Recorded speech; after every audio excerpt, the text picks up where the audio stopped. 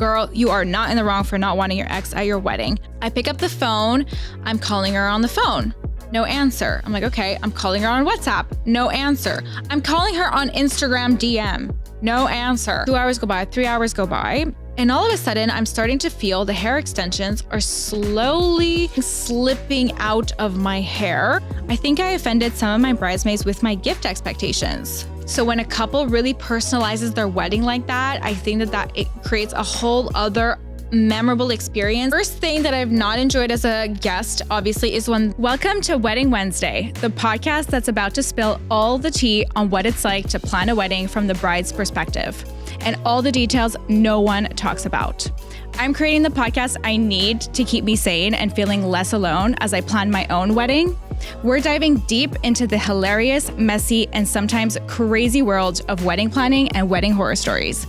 Get ready to laugh, cry, and maybe feel a little less alone in this wedding planning madness. Hello. Welcome back to Wedding Wednesday. My name is Adriana, and today's episode, I am sharing with you all of the pros and cons of all three of my hair trials. So you can take these when you do your hair trial and ask the right questions and do all the right things. I'm also going to share with you the things that I've hated as a wedding guest over the years. And lastly, I have a crazy story at the end for you. So stay tuned for that. With that, let's dive into our episode. So hair trials have been very frequent. I've done 3 total so far. My wedding is well over a year out still. And yet I found myself in hair trial after hair trial. So I will share the reasons why. The first reason why I wanted to do a hair trial without booking the wedding day first is because I wanted to make sure I liked the hair that the artist was doing on me. Because just because you see something in a picture doesn't mean it's going to translate to you, and doesn't mean that all the hair artists understand exactly what you like. And I had a nightmare story that I shared in one of our previous episodes that I'll link in the description box below for my engagement party hair that made it as such that I thought I will never work with a hairstylist that I hadn't worked with again. And so here started the journey of the multiple hair trials. So trial number 1, I booked her just on Instagram DMs. I found her on Google, actually. I sent her an email. She was really quick to respond, so I loved that. And we booked the hair trial really shortly after. I get there, and she's nice. She's calm. So this is the pros. She's nice. She's calm. She's pleasant. She was affordable. And she took the time to listen to me. That's really important. When somebody speaks to you as a client, you want to make sure you feel heard. So I was feeling super heard, which I loved. A bunch of green flags there. She starts to do the hairstyle. She even lends me her own hair extensions, which a lot of people don't do. So I really appreciated that as well. And she starts to design the hairstyle. She finishes the hairstyle. I'm in love with the hairstyle. I think it looks amazing. It's nothing but good things to say all around with this hair trial. So you might be thinking, well, why didn't I book her? So this was the test for me. Once I did my hair, I wanted to see how long it would last and how it would feel with the hair. So I let an hour go by, 2 hours go by, 3 hours go by. And all of a sudden, I'm starting to feel the hair extensions are slowly slipping out of my hair, just from me living my life ever so whatever, just living my life. So I was concerned because the hair extensions weren't staying in. So that was for me, the one thing in the entire hairstyle that I was not convinced about. And because that stressed me out, it made me think that maybe her technique is not as good or as strong as it should have been. And although the hair trial hair itself was gorgeous, I didn't want to have to worry about the hair extensions not being stuck to my head for my wedding day. So I took a minute to think about it, and I thought, maybe let me just go and explore other hairstylists. So I asked my makeup artist for a recommendation for another hairstylist because she said she had a great one. And I went ahead and I booked with her. So when I came to that second hair trial, she put in the extensions in my hair, and she did the hairstyle like I asked, and she kind of took the feedback positively. So that was a good thing. Everything. She also listened to me. That was a pro. She was right next to my house. That was a big pro, honestly. And she listened. I think I already said that. But anyways, those are the pros. The cons here were when she put the hair extensions in, although they stayed all day, they were very sparse at the bottom. Like they just didn't look as full. I think it's because she thought that because I have thinner hair, they just wouldn't hold if she put all the extensions in. And because she didn't put all the extensions in, my hair didn't look as full. So then the style didn't look as nice. So that was a con. Another con was that she rushed me through the hairstyle. She had something else after me, and totally okay, totally understand, like totally normal. But I could feel her being super stressed out and like rushing through the hair trial just to get to her next thing. And I don't want to have to feel that way on the wedding day if, like, let's say she booked another bride after me.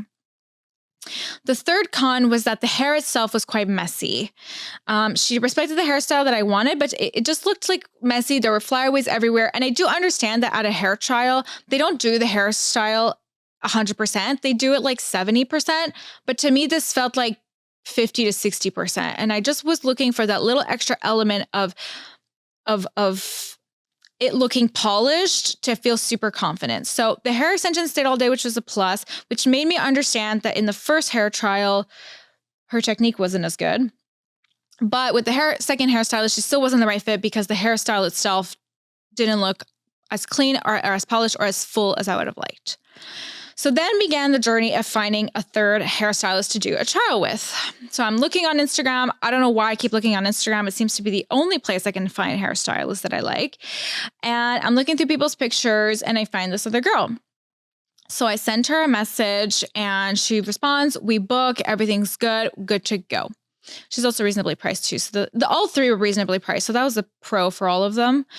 But yeah, so I get to the third hair trial and I'm there on time, which is hard for me. Okay. Believe it or not, I struggle with time management, but I'm there on time and the door is locked. So I text her, I WhatsApp her, I Instagram her a message. So I'm texting 3 times. No answer. I let 5 minutes go by. No answer. Okay. I pick up the phone. I'm calling her on the phone. No answer. I'm like, okay. I'm calling her on WhatsApp. No answer. I'm calling her on Instagram DM. No answer.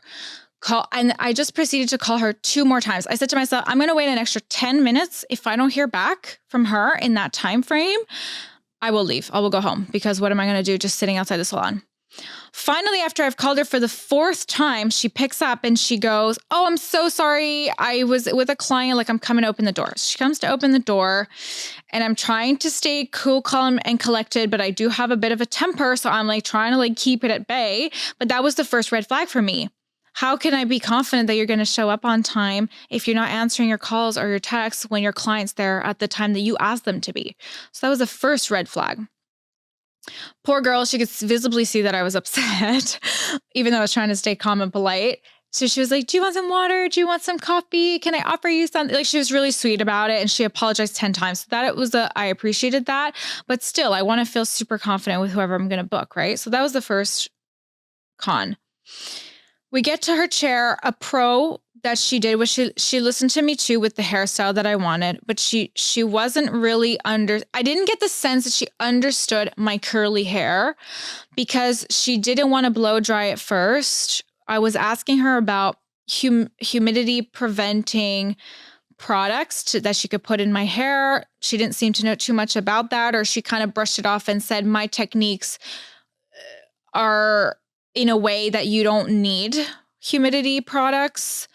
But as a curly haired girl, I know that my hair will frizz really fast if it's humid outside. So I want to make sure that my hairstylist understands that and does literally everything possible that they can think of to help me mitigate whatever frizz I might experience. So that was a bit of a red flag for me. I was worried about that. So that was a con. And then when she finished the hairstyle, I really liked it. Like that was a pro. She understood the hairstyle that I wanted. Another pro for her was that she let me try a second hairstyle. She let me try updo. I wanted to see how I liked it. Confirmed I didn't like it, but that was a great, really appreciated pro on her side. And then lastly, what I didn't like was that she used the hair extensions. They stayed in as well, so that was okay. But the hairstyle at the end of the day, it was nice, but it was also a bit messy, and it also wasn't like 100% what I wanted. And that might not be on the hairstylist at this point. That might be on me. And maybe it's my homework to figure out more of what I like here with hairstyles. But yeah, that's where I'm at with hairstyles. Those were my pros and cons of all the hairstylists I've worked with. Everybody was super polite and lovely. I have nothing bad to say about that.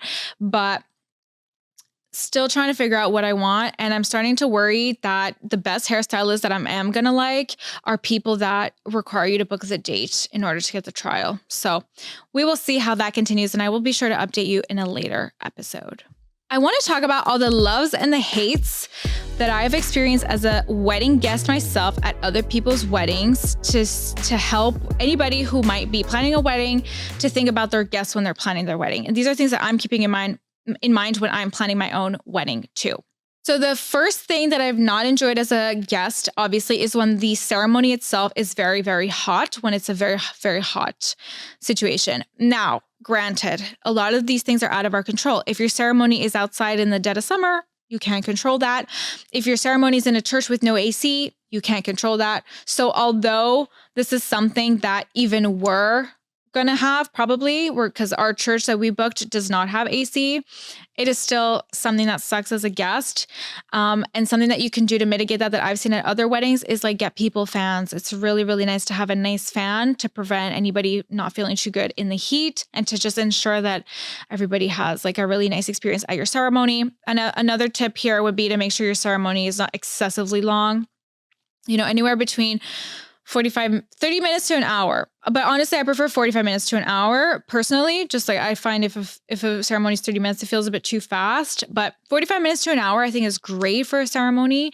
When you're past that hour mark, people are just exhausted and tired and hot. So that's a tip for you. But that's one thing that I've never enjoyed really at a wedding. Another thing I've not too much enjoyed at a wedding is like nowhere to sit at cocktail hour. Again, super common, and I'm not discrediting any wedding that I've been to, or if you're going to have a wedding without any seating at your cocktail hour, you do you.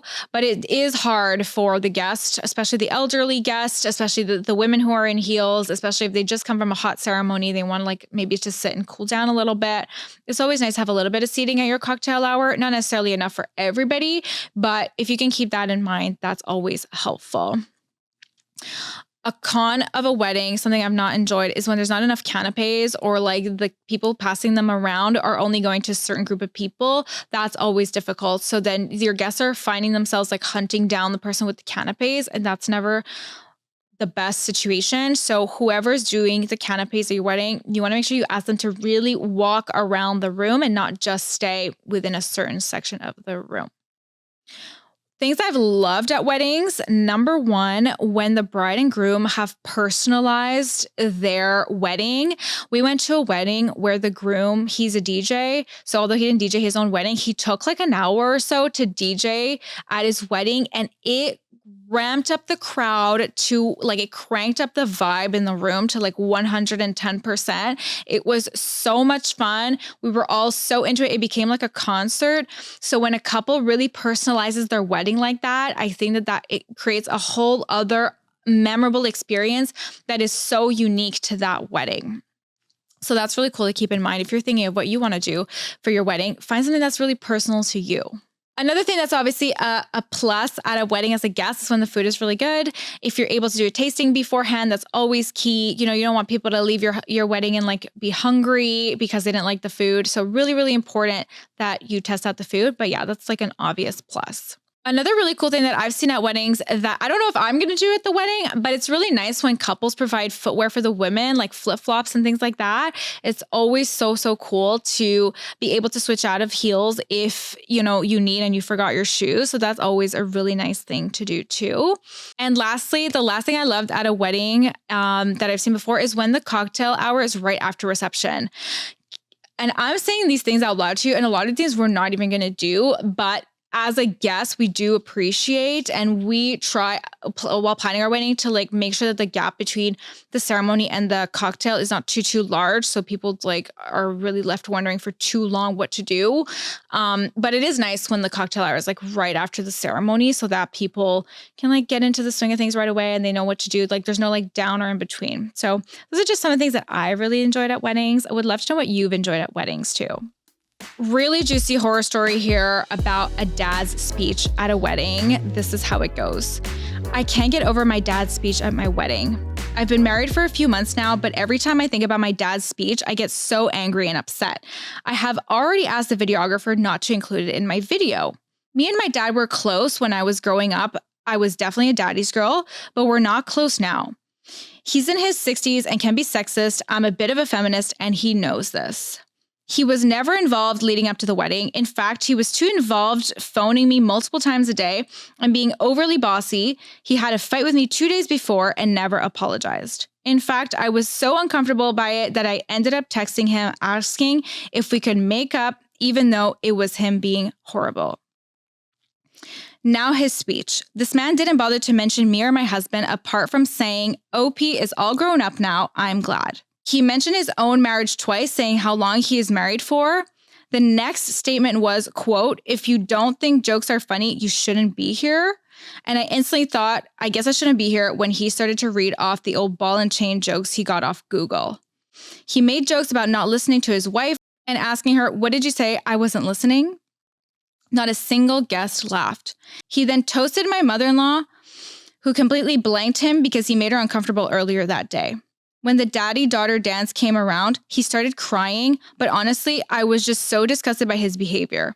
Guests were saying to me how bad it was, and it even pissed off my husband. Later on in the night, I saw him flirting with my husband's boss's girlfriend, so I can only imagine how he treated other women. Luckily, the boss was too drunk to notice. He dropped me and my husband home as he doesn't drink, and even when I was walking to the door, he said, I love me, not I love you. I had problems with other family members, but he was the worst, and it's a day I can't get back. This is so sad. Like, guys, make sure you hear your parents' speeches or whoever's giving a speech at your wedding.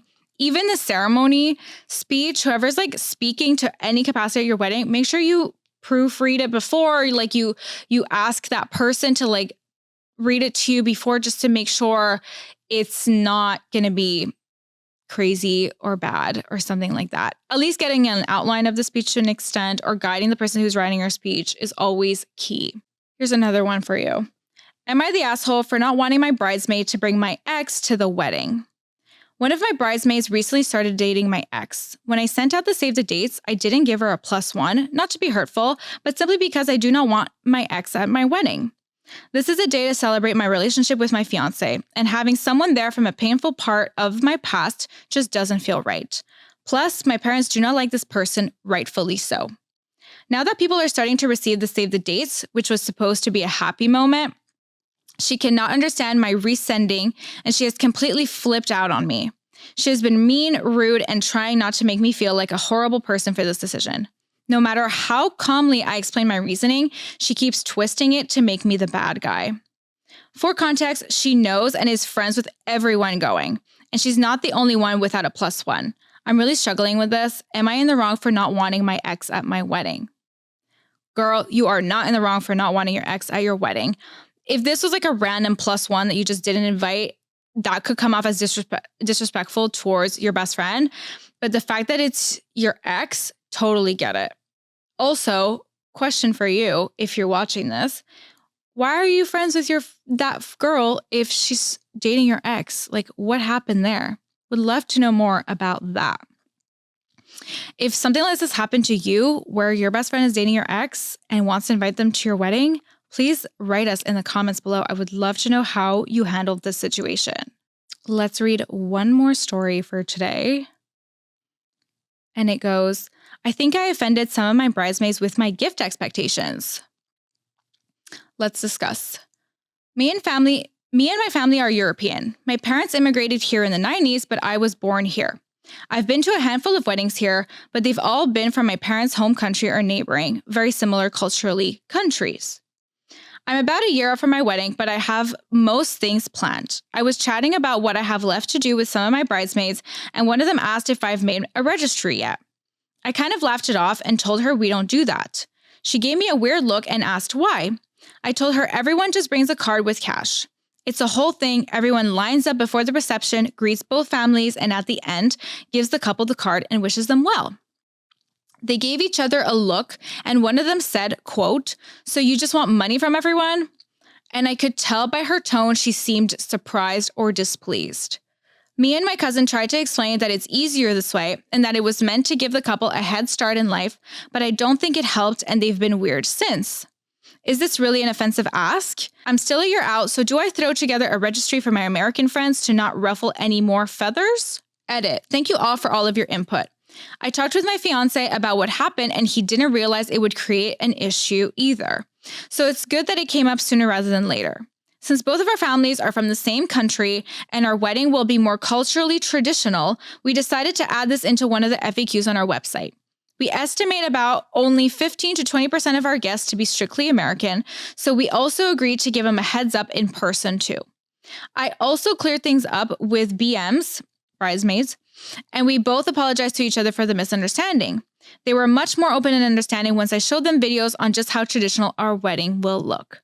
I love that. This says that communication is key with any ruffling of feathers, especially when it comes to the wedding or anything in life, really. And myself, as a bride-to-be, as somebody who's experiencing emotions left, right, and center from different reasons and from different situations, I can tell you that the only thing that has solved those situations is speaking with the person. So if you're in a situation right now that you're struggling with, really the only way to solve it, and my advice to you is go speak with them as calmly as you can. Sometimes it helps to have somebody there as a buffer between the two of you if you really need. And if the other person maybe is not receptive, that's another conversation that you can have at that point. But most of the time when you come from a really honest, honest place and like authentic, empathetic place, people do receive that well. So that's just something to keep in mind for you. If you have any crazy wedding horror stories to share with us on the pod, feel free to email it at hello@weddingwednesdaypod.com. Please rate, review, subscribe, do all the things because it really does help our podcast grow and we do appreciate it. And with that, I will see you in the next episode. Bye for now.